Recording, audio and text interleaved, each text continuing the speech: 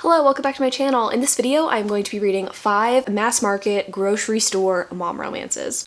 I had the idea to make this video over a year ago and I've just been putting it off because no matter how much I like romance, something like this definitely is not that enticing to me. So I wanted to talk about that and talk a little bit about kind of romance and how far we've come as a society. Just briefly, bear with me. I feel like I have loved romance ever since I was in middle school. I started reading like paranormal romances because I was looking for more in the same vein as Twilight, and from there I found a whole world of romance and all kinds of stuff via Kindle Unlimited and even in some of the trade-sized romances that you see today, like Christina Lawrence, The Unhoneymooners, and things like that. But I still feel like whenever I enter a grocery store or a Target or a Barnes & Noble, I kind of hesitate to go to the romance section and pick up things like this. Is it because I think these are inherently worse? I don't know. I really don't know.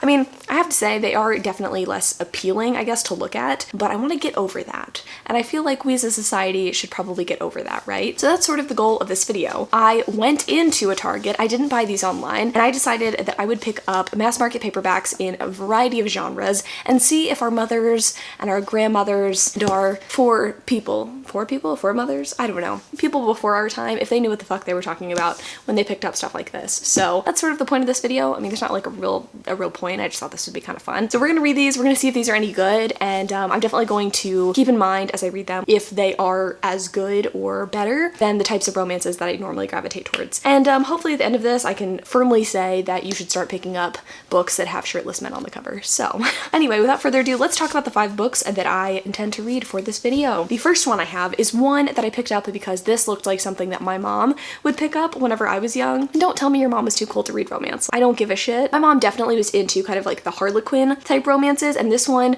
really looked like something I feel like I would have seen her read, and it is The Greek Claims His Shock Heir by Lynn Graham. I'd never have read a Harlequin romance before, and I just feel like this could be fun. It's only about 200 pages. I'm wondering how much of a punch this can pack in those 200 pages, so this should be interesting. I also have American Cowboy by Dylan Crush. This is a book that my sister picked up for me kind of as a gag gift slash joke whenever we did a Sister Picks My TBR video, and I figured this is the perfect time to read it. This is something that I feel like I do see, especially in Texas, women picking up like country cowboy romances. These are like surprisingly popular, especially on Goodreads. I see a lot of people picking these up. This has like over a 4-star rating, so maybe this is gonna be the winner. Maybe this is gonna be kick-ass. I don't know. I also have Paranormal to switch things up, and this one I like because it's not taking itself too seriously. It's called How to Seduce a Vampire Without Really Trying by Carolyn Sparks. You've got the hot shirtless dude on the cover, and I don't know, hopefully this will be kind of entertaining and or not super serious. The next one is a classic in the romance genre in terms of authors. I feel like you've definitely seen your grandma read some Nora Roberts, and this is Keep You Close, which is a bind up of Night Shift and Night Moves. I haven't really read the back of this, but I'm only gonna pick one of these to read because it's 2 books in one and I don't want to read both. And then lastly, again, this seems like something that someone's mom would do, picking up a book that's going to be adapted for Netflix. This is a cult classic historical romance, and I know it's not in the mass market size, but I know it was originally published as a mass market romance, and it is The Duke and I by Julia Quinn, a historical romance. So we've got the whole variety pack, you know, of mass markets, basically. We've got it all, and we're gonna find out if these are good. I'm really excited about this because the only real mass markets that I've read have been historical, and I want to see if the other stuff is kick-ass too. But let's get reading. Okay, so I am 50% into The Duke and I by Julia Quinn, and this is the one that is going to be adapted for Netflix, and that's kind of half the reason I picked this up. I also just feel like that's such a mom thing to do, right? To like pick up a book that is going to be adapted for TV, especially when it is like a Regency romance. So this is set in 1800s England, which I'm pretty sure I told you guys at the beginning of this video, but it is about Simon and Daphne. Simon, we get his intro at the very beginning of this book in the prologue. We basically get the idea that he has had a rough life growing up. His father wanted nothing to do with him because he has a stutter, and it definitely traumatized him. It was really heartbreaking to read, actually. It definitely pulled the most emotional reaction out of me from this entire book was the prologue. So he has kind of made a vow to himself that even though he's going to take over the title from his father, now that his father has passed away, he does not intend to marry and carry on the family line, probably because of his past trauma. So that's kind of problematic because he's falling for Daphne and Daphne is falling for him. Daphne is a part of a really big family, very Jane Austen-esque, definitely got some Pride and Prejudice feels, especially with the way that Daphne and Simon interact at the beginning of this novel. You get sort of that, not enemies to lovers, but that sort of banter. He doesn't want to fall for her. She doesn't really want to fall for him either because he has like sworn off women. So I'm liking it. It's really good. The only thing is that I'm kind of hesitant because I I've heard that the ending of this book is kind of problematic. I think this was written in like 2001, 20 years ago, so it's difficult because I think I know what happens in this book, and it's definitely not an excusable thing, and it makes me sad that an author even 20 years ago would think that it's an acceptable thing to include. I know I'm being very cryptic. I will probably let you guys know how I feel about that thing that I think is going to happen once I get to the end of this book. I did watch Murphy Napier's video on this book and why this is like her least favorite book that she read this entire year, but like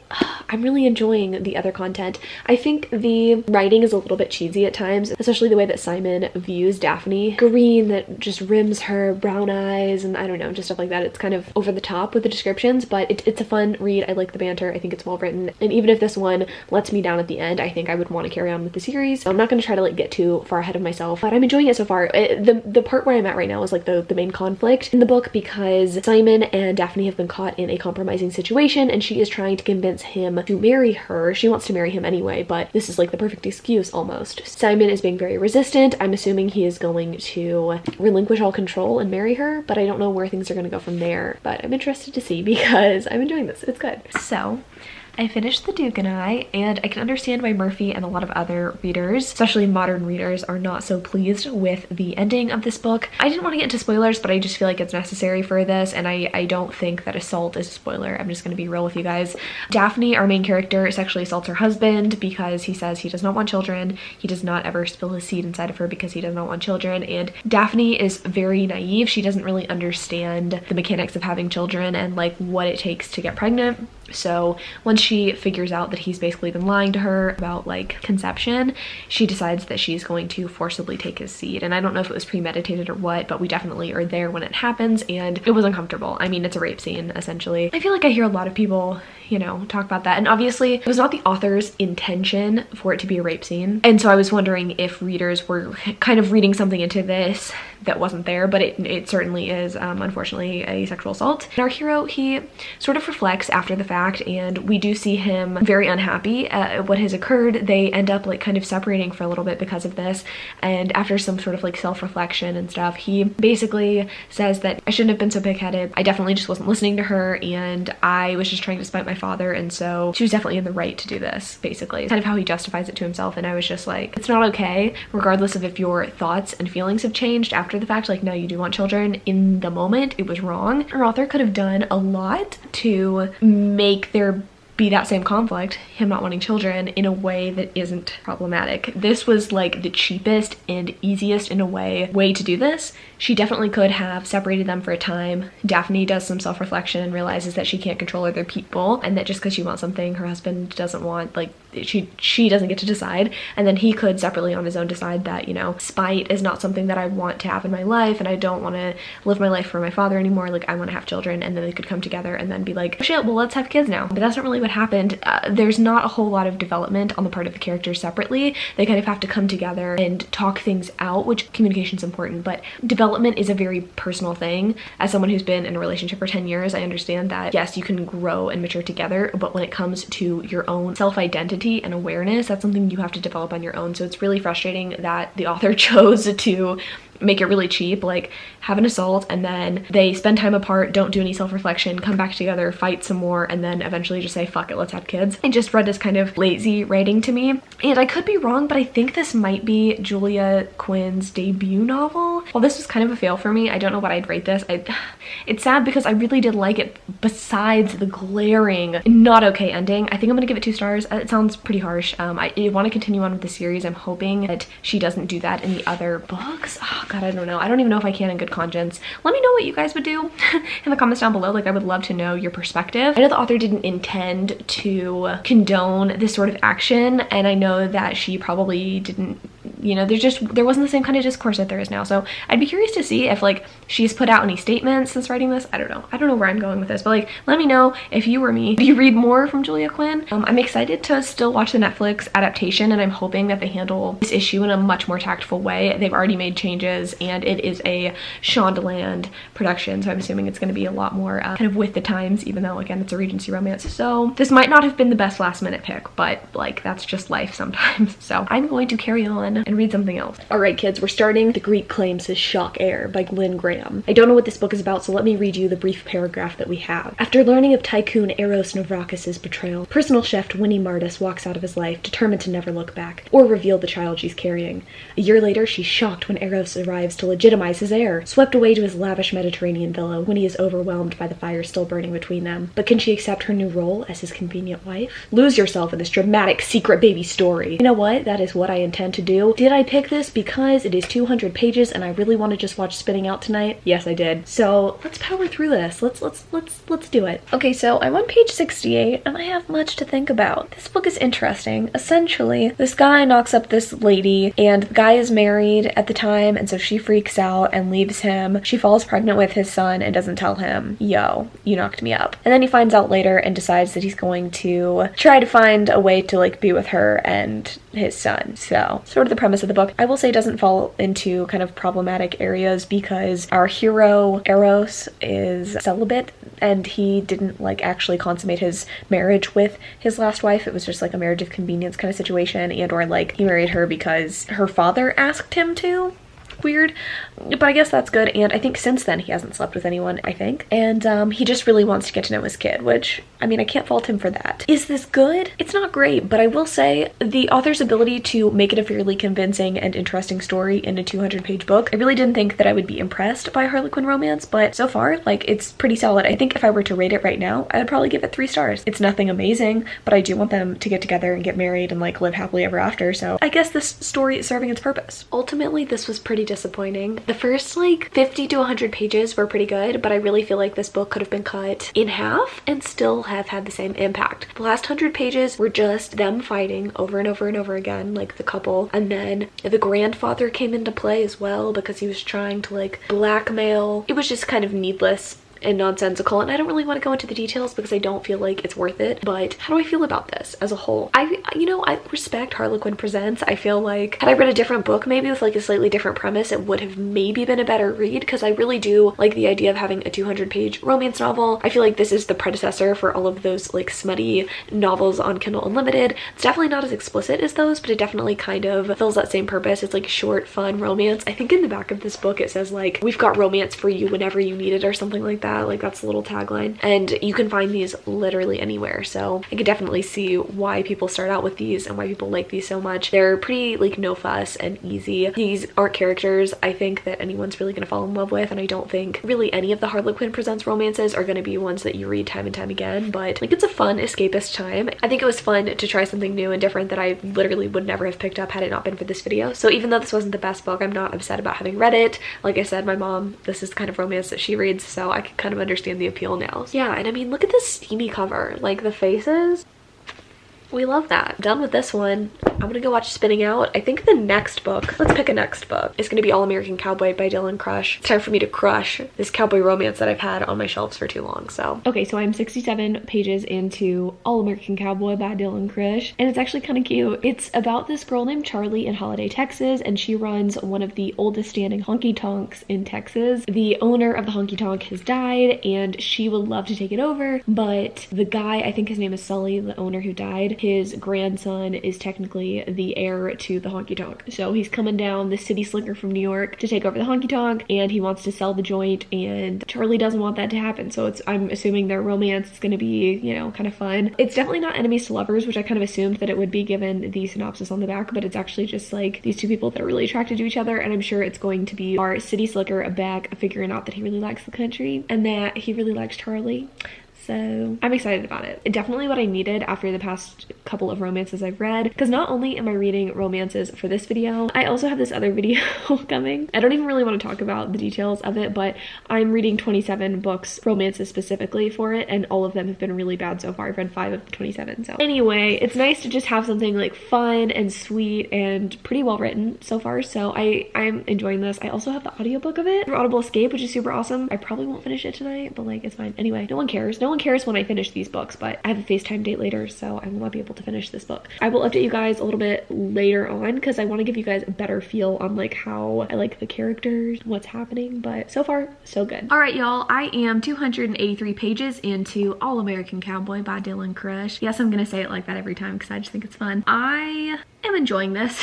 I don't know why it took me a second to get that out, but I'm seeing some issues with it, but that's not really hindering my enjoyment. I think it's gonna end up being a 3-star read for me. The only issue that I'm really having, the only reason this isn't gonna be like a 4 or 5 star, is that I don't think the characters are super well developed or fleshed out, and I also feel like the pacing and the plotting of this book is a little bit strange. We get Beck coming into town and meeting Charlie. They kind of hit it off immediately, and then they sort of fight and argue a little bit, so they're sort of an enemies to lovers for like a quarter of the book. After that, they kind of immediately start banging, and then I'm like, where's the rest of this book gonna go? We still have over 100 pages. They're already together, and I'm not saying that I want my characters to only be together at the very end of the book, but it seems a little bit strange to get them together so early on. The relationship seems very low stakes to me. It doesn't seem like the conflict that they're setting up is going to be something that is particularly high stakes. I don't know where else to go with that, but that's fine. I mean, I knew this was going to be kind of like a good time, sweet, I mean, it's a cowboy romance. I think it would have benefited a little bit more for them to have like more tension and a little bit more enemies to lovers, I guess. I like the details that are included actually like in the book. I don't know if you guys can see this, but there's like a little pig right here, and there's like, it kind of runs across the page because the honky tonk has like a mascot named Baby Back. That's special. I don't know. The details are very cute and campy, and I think if you're looking for kind of like a small town cowboy romance, this is really cute. I'm gonna finish it and try to withhold my judgment until then, but I'm liking it so far. It's not a perfect read. I didn't expect this to be the perfect read, but it's fun. Again, I feel like I shouldn't be embarrassed to pick this up, you know what I mean? Like, it's fun. If I go to a Target and I want a cowboy romance, I'm gonna pick this up. I don't really know where I'm going with this. I feel like the whole point of this video was like, you know, me trying to prove that romance is like good. And I know, we all know that romance is good. I think we just all need to like look past the covers, you know? That being said, I think this is actually kind of a cute cover. I'm gonna continue reading. I don't think I said it, but we're on a tornado watch here. So I got out of work early. It's a Friday, it's like noon. I'm gonna read this and then start in on How to Seduce a Vampire Without Really Trying. All right, cowboys, we've reached the end of this country road. I have finished All American Cowboy by Dylan Crush. I think I am going to stick with a 3-star rating for this book. I thought it was cute. I think that our hero took too long to kind of realize who the villain was in his life, so that was a little bit frustrating, but it wasn't egregious. Like, he definitely learned the error of his ways, and now he's gonna be taking care of this honky tonk, so yeehaw, we're done with that. Now we can talk about the fever dream that is How to Seduce a Vampire Without Really Trying by Carolyn Sparks. I am like only 30 pages into this, and it has already been a trip. So our hero, Zoltan, a vampire who lives in Transylvania, of course, he is trying to find out who murdered his father like hundreds of years ago, because he has been alive for all of human history, apparently. Zoltan decides to go and find these people because he has the arrow that his father was killed with, and he's like, whoever made this arrow obviously killed my dad. He comes across these female warriors, and Niona is looking for a mate. Apparently the warriors have been depleted, they're only female warriors, and they need to have some war, I guess. She basically shoots this guy down. She shoots Zoltan down. I don't even know if she shoots him. I think she might just beat him up. He wakes up to her trying to feel on his crotch, and he's like, what are you doing? And she said, I can explain.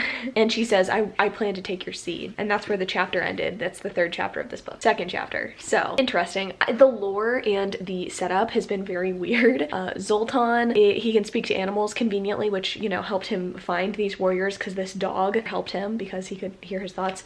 And there's werebears and all matter of supernatural folk afoot. It's interesting. Also, ignore the hair. The beginning was a little confusing. I think I know where this book is going now. They're gonna try to get to know each other, and maybe he'll give her a warrior baby. I don't know. This is so ridiculous. Apparently this is the 15th book in this series. It seems like it's meaning to be humorous. It's not taking itself too seriously, which, I mean, I think you can kind of tell from the title, but the author's note kind of says something like, literally, thank you for reading all 14 of these books. Like, I can't believe I'm still getting published. So, wow, the sun is in and out today.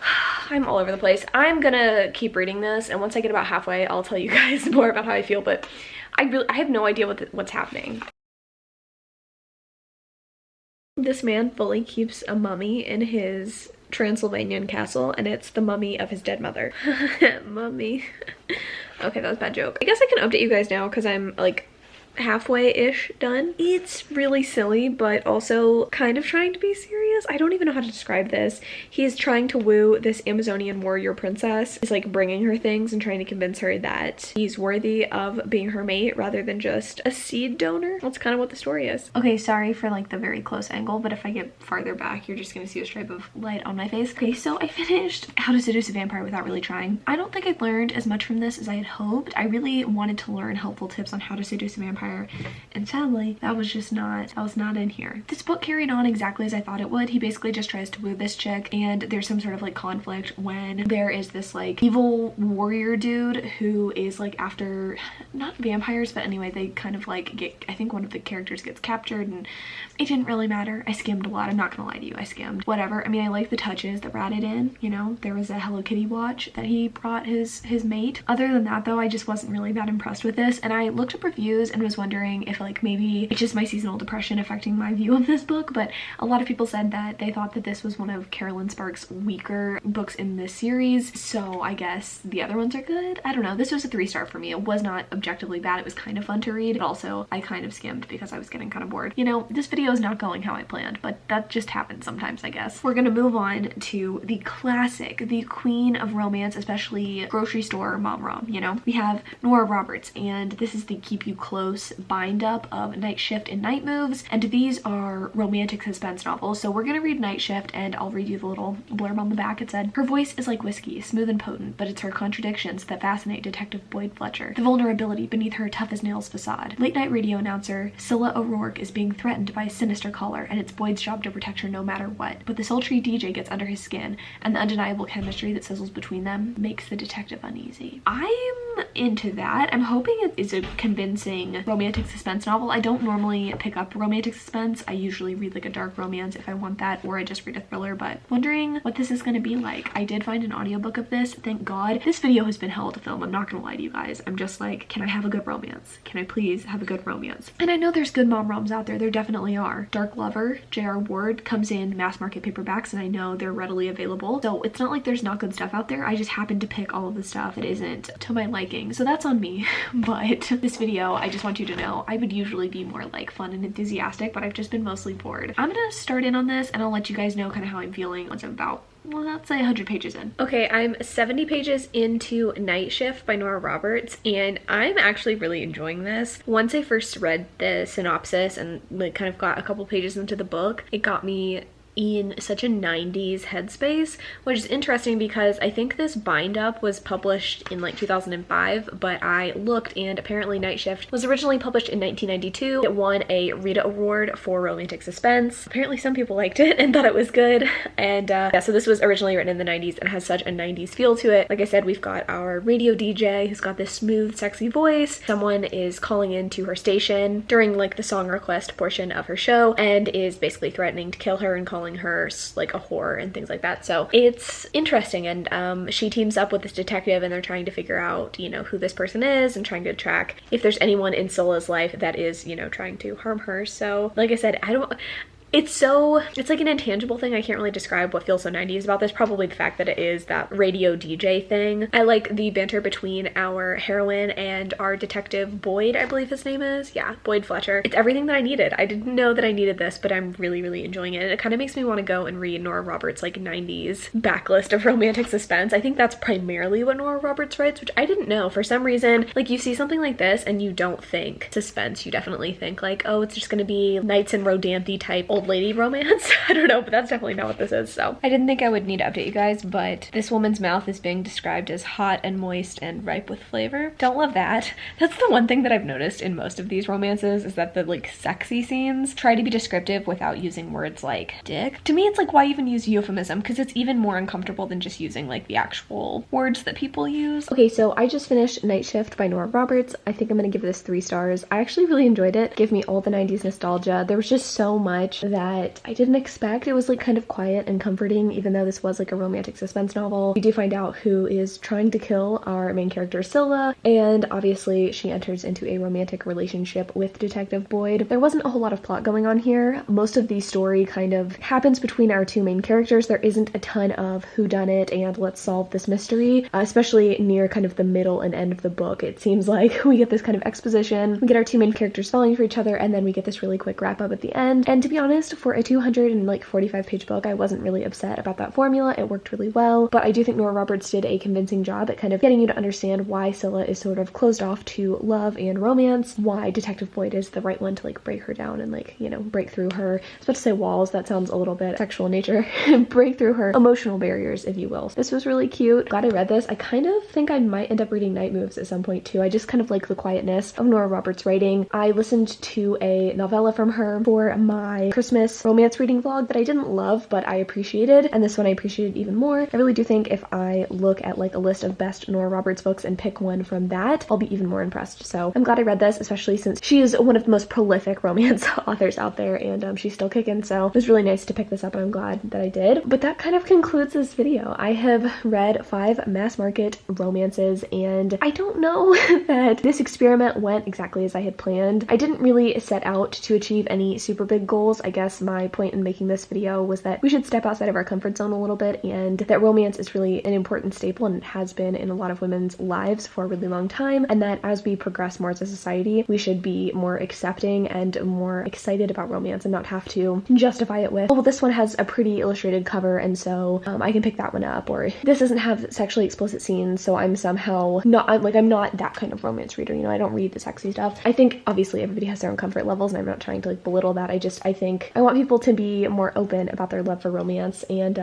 to end this video appropriately, I guess. I don't have any real like hearty takeaways from this for myself, but it was a fun experiment, and I'm glad that I got to give some of these books a try. But I have a couple of quotes for you guys. When I was putting together the notes for this video, I did some research on kind of why romance and why chick lit has been kind of maligned for so long and like looked down upon, and I liked these quotes a lot. Books don't have to be difficult to be valuable. Romances are not just about sex, they're about personal growth and relationships, and it is about seeing women at the center of the story and knowing that they're not there to lose and die, but to triumph and win. So I love romance, and I hope that this inspired you to go and pick up some mass market romances of your own. Let me know down in the comments below if you guys have read any mass market mom romances. Give me some recommendations because I would love to read more. And also tell me about your history with romance. Have you been hesitant to pick up romance books because you kind of feel ashamed of it? Love to know. I love you guys so much, and until next time.